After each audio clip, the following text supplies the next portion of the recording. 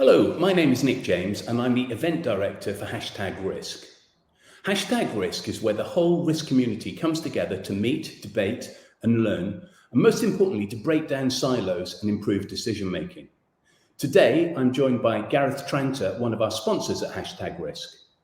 Gareth is Director of Customer Success at NowVertical, a technologist at heart and a self-confessed customer success obsessive. Gareth, welcome.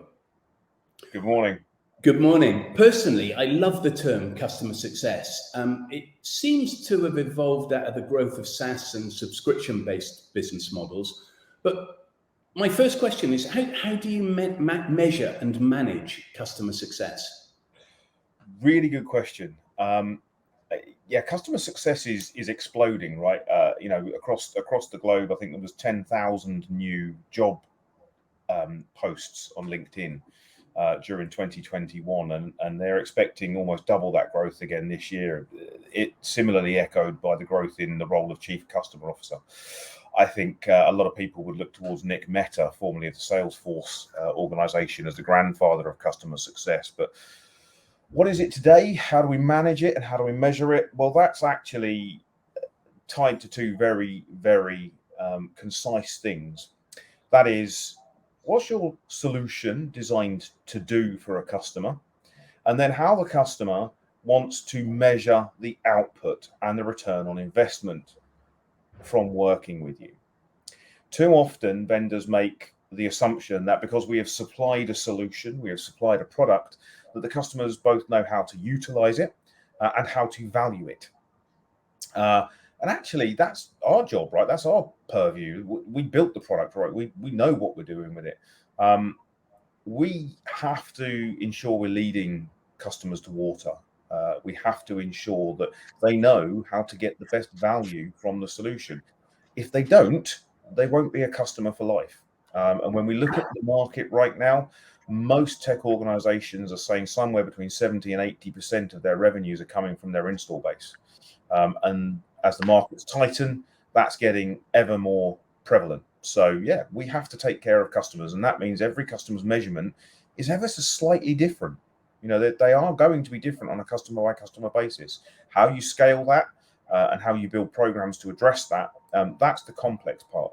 But ultimately, the answer to the exam question here is, how is a customer going to get value and output from an investment with you as an organization? Thank you. That was very, very well explained for somebody like me to get to grips with. #Risk focuses on the total risk environment. And obviously, the risk of losing customers is huge. We live in a world where every company is a data company, almost by default. I'd sort of like to ask you how organizations can unpick the data they hold to mitigate risks of losing customers. So some lessons learned from working with lots of customers. I think we need to break the idea that we only talk about customers and opportunities in respect of structured data. Unstructured data has been around just as long and is proliferating at scale, like staggering amounts year on year. And every customer I've worked with in the early phases would believe that most of their customer data is tied very tightly and securely into structured data sources. Actually, the reality of their data estate would say quite different. And that creates risks because unstructured data cannot be secured in the same way that structured data is secured. There's too much of it, it's too widespread, and to be quite frank, it would be too expensive. So how do you mitigate the risks of losing customers? Well, understand where your data is. Really, really get to grips with where that data lays and understand the difference between rot data, that is redundant, obsolete and trivial, the stuff that you're keeping, and you really don't need to, because once you've got rid of that, all that you have left is either value or risk. It makes it much easier to see. We often use a program terminology here called "don't eat the elephant." too many organizations try really hard to do everything all at once. Where's the risk? Where's the value? Where's our customers, etc., in both structured and unstructured environments, and then point it all together. There's too much. Even in a small company, there's almost too much data to do that. So start the program small, pick the things that you can get to really fast by unifying people, process, and technology. And very quickly, you will start to see where your risks lay, and you will be able to value them, and you will be able to put a price on what it takes to secure them, and then find and understand the value of what data you have left. Terrific. I love that phrase, or that saying, don't feed the elephant. I'm going to steal that for our own organization. Do you think that most organizations actually really understand then the value and therefore the risk? I mean, assuming they've done the, what do you call it, the ROT test, do they understand the risk associated with the data that they hold? I'm going to be really controversial, Nick. Let's get some views. I'm going to be really controversial. No, I don't think they do. The reality is in a structured data environment, there are regular checks. We can do fuzzy matches and logic and all those kind of wonderful things with databases. That still doesn't stop humans inserting the wrong type of data into unsecured fields or free text fields. Risk. Unless you're looking for specific pattern matches utilizing things like NLP, which is part of our technology stack, you would never spot a free text field that had the wrong type of data in it, and particularly PII or high risk data and sensitive data. So that's kind of the structured piece. The unstructured piece is even harder. Without NLP particularly, you've got no way of understanding what risk is in your unstructured estate. Often they'll take, an organization will take a small slice of a file share somewhere and spend hours painstakingly opening documents and or just reviewing metadata. Neither of those things tell you what the extent of the risk is in your unstructured data estate. We can, just being frank, we can and we do that at scale. Now privacy is built with NLP, natural language processing, inherently in the tech stack. So we're able to look at every single document and every single type of file in every single area of your unstructured data estate, and then use that NLP technology to understand where the risks are. So stuff that appertains to personally identifiable information, unsecured in unstructured file share, we find it fast. We can take you to exactly where it lays. And in the very near future, we will be able to help you remediate those problems as well. So the problem is you can't value the risk associated to the data you hold unless you know exactly what is there. So in many organizations, and I've held a number of webinars on exactly this topic, we're using a qualitative analysis for unstructured, not a quantitative analysis to understand that risk. Boards have been okay with that, but we're increasingly seeing, with things like CCPA and GDPR, and a renewed push for governance and value in data, we're increasingly seeing boards particularly asking for something better than just qualitative analysis of data estates. That's where we step in. As a layperson, it sort of reminds me very much of the Donald Rumsfeld quotation, known knowns and unknown knowns. And unless you actually know what you got, you can't really start the whole process. Yeah, absolutely that. We know what we know, but we don't know what we don't know. And, absolutely. And in a perfect world, we would have known unknowns and unknown knowns. The problem is, particularly in unstructured data sources, we either know it or we don't. Even in smaller organizations, unstructured data sources, and remember, when we're talking about this sort of thing, we're talking about email, we're talking about SharePoint, we're talking about Slack, we're talking about Teams, we're discussing file share locations on and off premise in places like Google or Microsoft Office 365. There's data everywhere. You opened up with every organization is a data company. Couldn't be more true. It is absolutely everywhere. Drawing the dots between all of that and understanding what is there at scale is becoming unmanageable by people. Wow. One area I know that you're particularly keen for organizations to understand is the hidden dangers of data in the M&A process, mergers and acquisitions. Could you share maybe an example of where this might have gone wrong? So, yeah, I mean, yeah, in summary, I can give you some high level information. I think there's a couple of places that you need to look at. The first of which is when organizations get together and decide they want to start making some decisions about how they would value the business in question, they tend to look at, again, at a small slice, a capture of a customer structured tool set. And they will do some analysis on that and figure out how much they value each customer based upon the opportunities that are perceived there. Very rarely does the organization that's acquiring go any deeper than a slice of that capture. And very rarely does the organization that's looking to acquire ever look or ask for knowledge of unstructured data. So there is stuff absolutely being left on the table. It's not deliberately obfuscated. It's just not thought of as part of the process. As the business that may have spun out part of a company to another organization, to then find 4, 5, 10 years down the line, parts of your data estate that are full of information, both corporate sensitive and personally identifiable information, as well as general rot data that actually now belongs to a different business that you contractually stated you would give all your data over to, is not uncommon. And that is the realities of it. Because again, organizations don't know this stuff's there.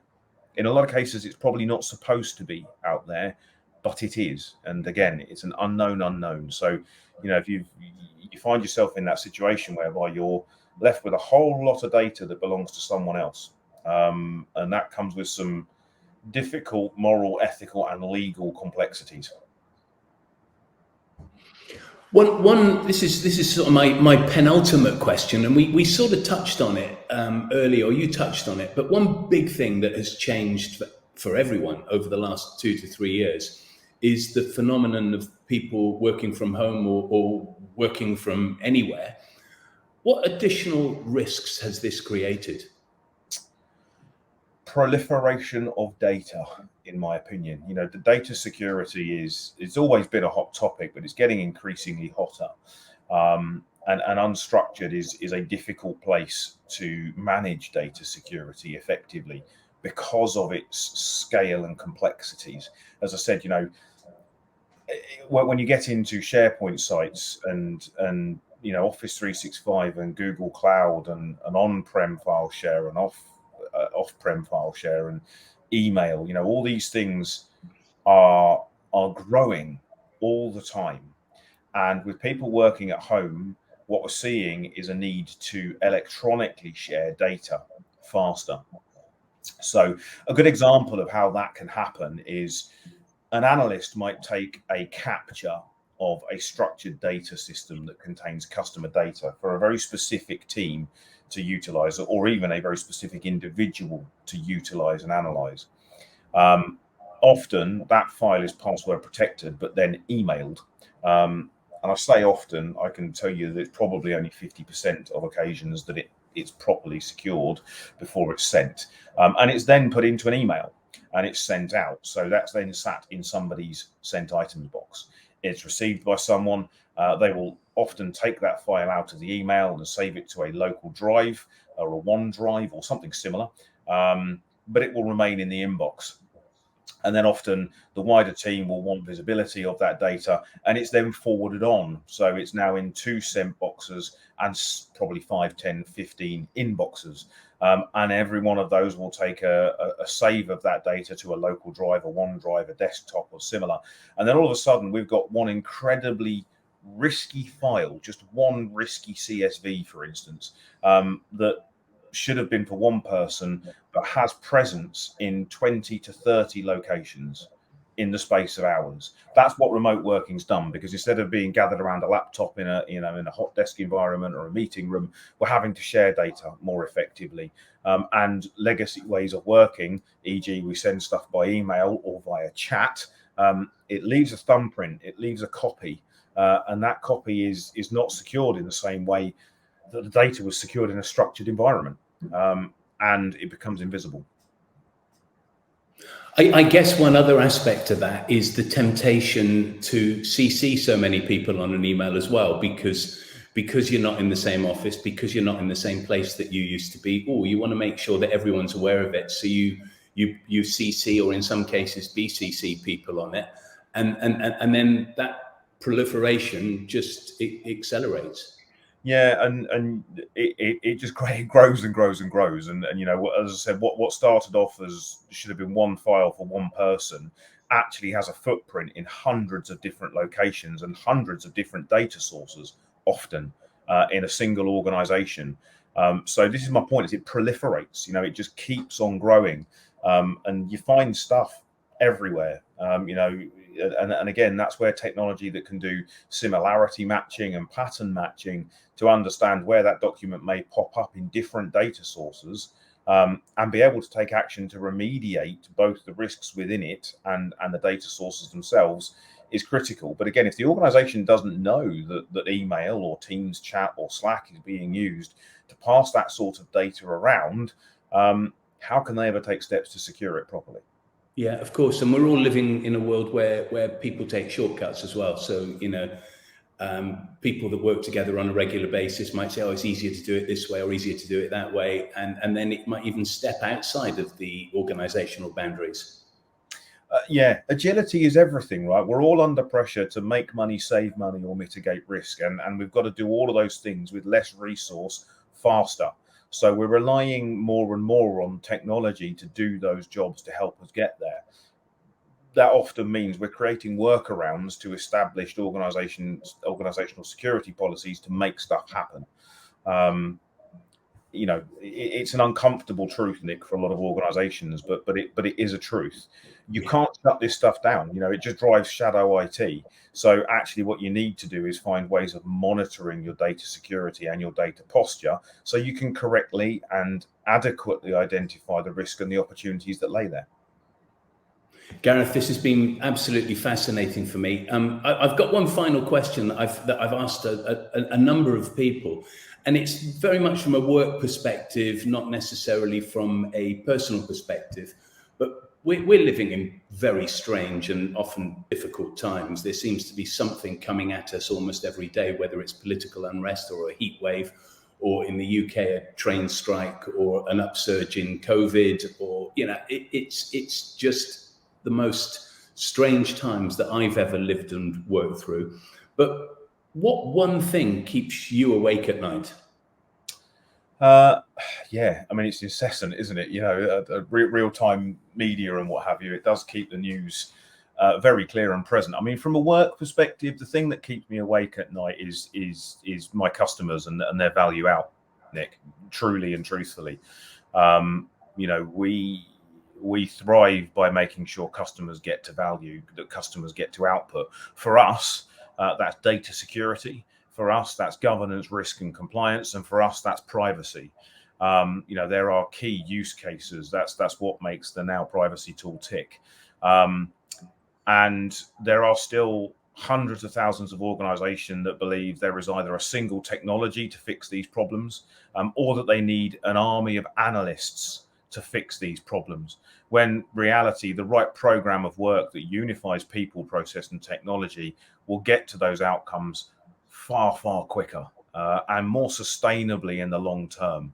And I wish I could just educate more people. I wish I could help more people get to those outcomes. It's what I live and breathe, and that's genuinely something that I get in trouble for waking up at 4 a.m. and writing notes on my phone for. It's very much a part and parcel of life for me. It's sustainability. You know, how can we help customers understand that these things are not one-time fixes with a small piece of technology, or that they require hundreds of thousands of analysts to solve a problem, and therefore the cost's too high and we don't want to do it.